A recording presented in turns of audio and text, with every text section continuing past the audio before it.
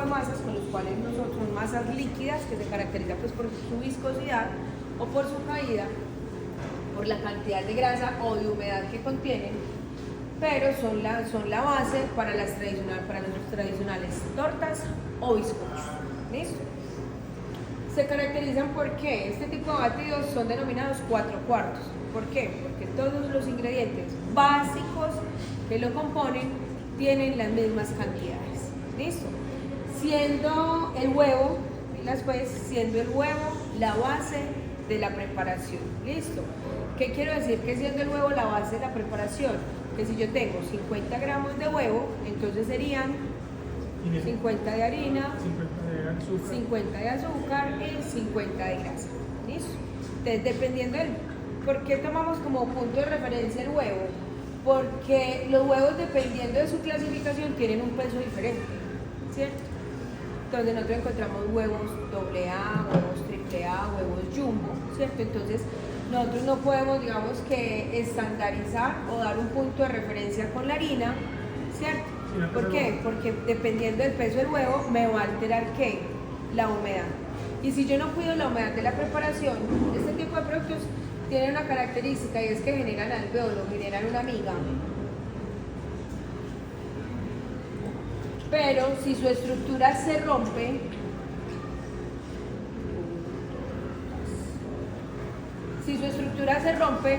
la miga no se sostiene y genera mucha dificultad en el momento de consumo. ¿Listo? Ok, entonces, para preparar un batido pesado o preparar una torta, un bizcocho tradicional, su proceso de elaboración siempre va a ser el mismo. ¿Listo? Entonces, tenemos los ingredientes básicos que son, repito, harina, huevos, grasa. ¿Qué sería grasa. la mantequilla? No dije mantequilla. Pero la mantequilla no, grasa.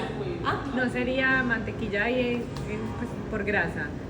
No, porque yo puedo utilizar aceite. Ah, bueno. O en su efecto, muchachos, y yo lo voy a decir por mí. En mi casa toda la vida hicimos las tortas con la fina. Porque yo creo que hasta que yo empecé a estudiar, para mí la fina era una mantequilla. Sí, eso era una mantequilla, ¿cierto? Y ahorita que uno ya está grande y estudia y se da cuenta que nada que ver una cosa con la otra, ni la rama, tanto eso son margarinas, ¿cierto? Ahora, ¿cuál es la diferencia entre una mantequilla y una margarina?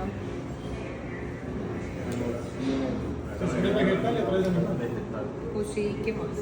O sea, ¿cómo me puede alterar a mí esa diferencia de producto en una preparación? La marca. ¿Ah? La marca. Cantidad de grasa. Respira. Búsquelo ahí. No. El sabor. Pues sí. Porque Entonces, ¿cómo que ustedes lo vieron dónde hay mantequilla? Una se mete la hoja y la otra. Es que ¿en qué influye? La pregunta es ¿en qué influye? O sea, ¿cómo lo altera? ¿Cuáles son las bondades? ¿Por qué no utilizamos esto y por qué recomendamos esto? ¿Por precio? Hágale que nadie la vio. Por precio, mucha gente trabaja con esto. Por esto no se debe de hacer. O sea, utilice mantequilla, si no tiene mantequilla y quiere una torta con un cuerpo muchísimo más suave, más hidratante, reemplácelo por aceite, ¿cierto? Pero este tipo de productos, claro, obviamente al ser más resistentes al calor y a la temperatura, hace que la miga de la torta después sea pastosa, sea seca, sea dura. Mientras que estas siempre se van a mantener ligeramente suaves. ¿Por qué? Porque miren el punto de fusión que tiene una mantequilla, ¿cierto? Si tomamos una cantidad de margarina va a ser completamente lo contrario. Yo creo que en algunas ocasiones, cuando vamos a trabajar en la casa, con los que todavía compran mantequilla,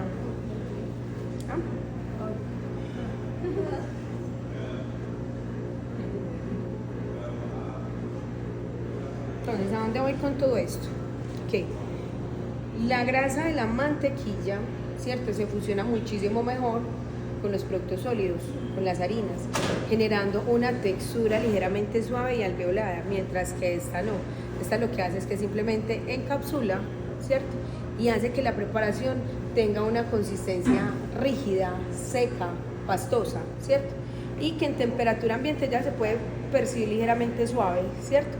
Pero cuando nosotros no consumimos el producto, lo vamos a almacenar para decorarlo a los 8 días, o cuando, no sé, ¿quién ha tenido la oportunidad de conservar un bizcocho 4 o 5 meses en congelación? Cuando se retira, un año.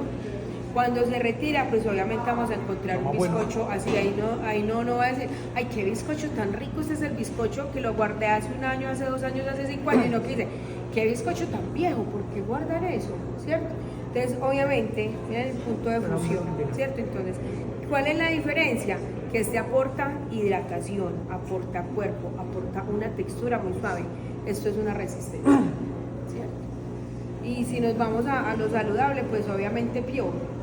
Esto el cuerpo lo puede digerir fácilmente. Para esto se dice porque yo no es, esa partecita no la he consultado, pero se dice que se demora de 3 a 5 años aproximadamente. Profe. Listo. Entonces, grasa. Ahora, ¿cuál es buena? Las dos son buenas. Usted qué es lo que busca, ¿a quién le va a vender? ¿Cierto? Entonces ahí es cuando nosotros encontramos una torta de 35, 40 mil pesos o una torta de 250. ¿Cierto? Precio. Esto está como a 2.500, 3.000 pesos. La otra debe estar a 22.000 pesos la libra.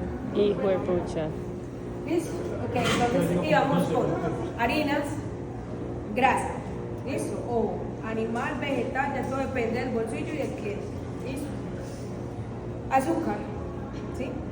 Dependiendo del tipo de azúcar, pues obviamente este también me va a generar una diferencia en la estructura. ¿Por qué? Porque es el azúcar quien genera estabilidad.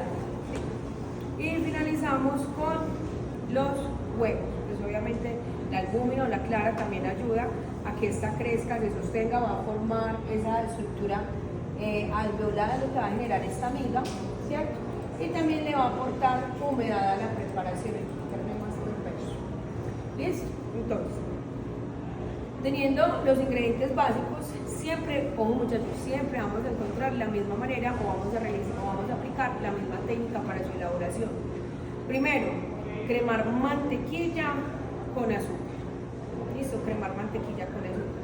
¿Qué buscamos aquí? Que la mantequilla llegue a un punto de cremado, ¿cierto? En donde se homogenice muy bien con el azúcar, ¿sí? Ojo, aquí la mantequilla, muchachos, la mantequilla nunca, muchachos, jamás de los jamases, se va a desnaturalizar en un 100%. ¿Por qué hago esa observación? Porque a nosotros, por lo menos a mí, cuando éramos pequeñitas, nosotros nos ponían a batir las tortas a mano y nos decían, no, es que hay que batirla hasta que el azúcar no se sienta. Y uno, y hágale, y a mano, y volé, ¿cierto? Entonces, ¿qué pasa con el azúcar? Que el azúcar es hidrosoluble, muchachos. O sea, ella puede perder un volumen, ese cristal del azúcar puede perder un volumen, se puede homogenizar muy bien en el proceso de ese cremado de la mantequilla, pero nunca se va a desnaturalizar en un 100%, ella necesita humedad, ¿cierto? Ok, entonces, iniciamos cremando mantequilla con azúcar, listo, lo que buscamos es que la mantequilla llegue a un punto de fusión, a un punto de cremado que absorba muy bien o que se pueda incorporar o mezclar muy bien con todas las partículas de la harina. ¿Para qué? Para que durante ese proceso de cocción nos genere esa textura bonita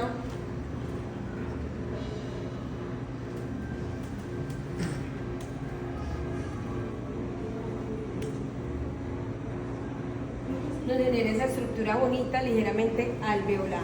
¿Listo? Y finalizamos, pues obviamente, con la harina, ¿cierto?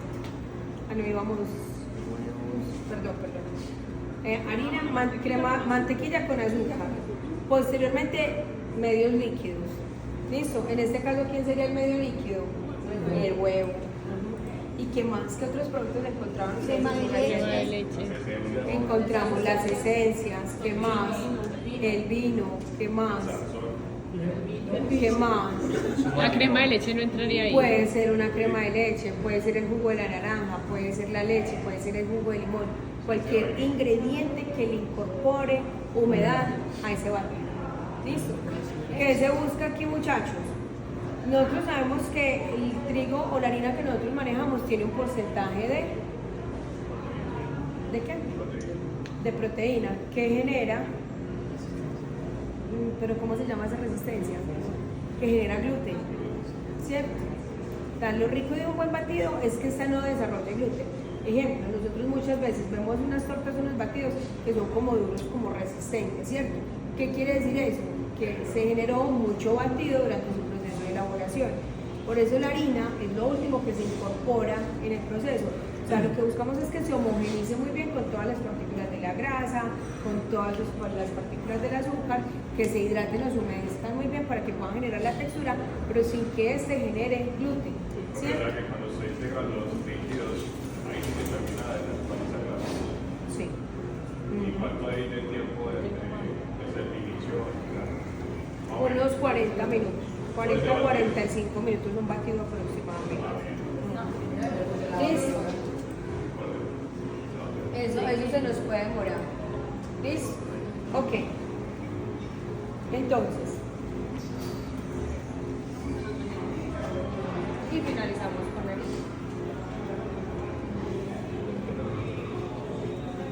Entonces, dependiendo del tipo de producto o del tipo de preparación, nos vamos a encontrar con más o con menos porcentaje de hidratación. ¿Por qué? Porque nosotros en algunas ocasiones encontramos unos batidos o unas tortas que son llamadas tortas tradicionales, como por ejemplo,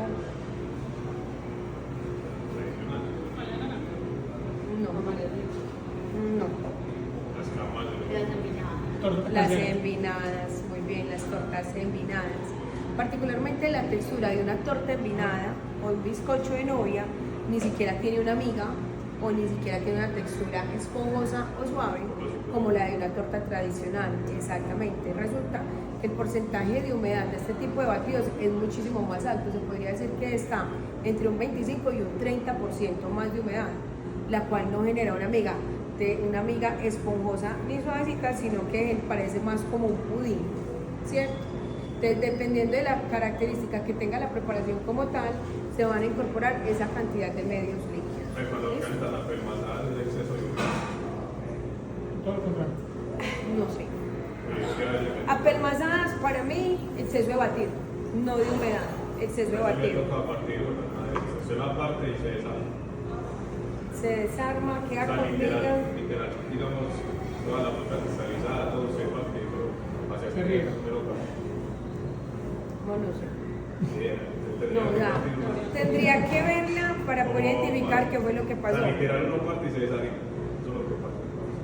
También puede ser exceso de humedad, batido no, pero sí, exceso de humedad. Prácticamente, eso uno haciéndole así con agua. Y en algunas ocasiones quedan crudas. Y en algunas ocasiones quedan crudas también, ¿listo? Pero no, literalmente tendríamos como que observarlas para poder, digamos, como dar una valoración frente a cuál pudo haber sido el error que se cometió en el proceso. ¿Listo? Bueno, muchachos, entonces, ¿cómo vamos a arrancar? Aquí súper importante, chicos, súper importante, siempre pesar.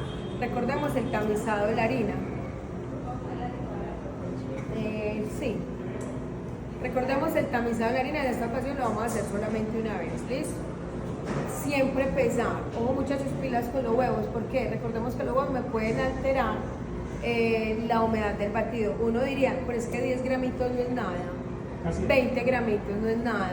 Ojo, muchachos, 20 gramitos siempre me va a alterar el crecimiento, el desarrollo de la miga y la estructura del bizcocho o de la torta como tal. ¿Listo? Entonces todo siempre muy bien pesado. Entonces vamos a hacer exactamente lo mismo, de la siguiente manera. Vamos a incorporar la mantequilla al bowl, ¿sí? Con escudo. Posteriormente incorporamos también el azúcar y el polvo de hornear. ¿Listo? ¿Por qué el polvo de hornear? O a mí, o sea, muchachos, nosotros siempre voy a defender esto. Cada quien trabaja como mejor le funcionen las cosas, ¿cierto? O por, digamos, ya como por experiencia. ¿Por qué no? Porque yo incorporo el polvo de hornear desde el inicio en el batido de la mantequilla.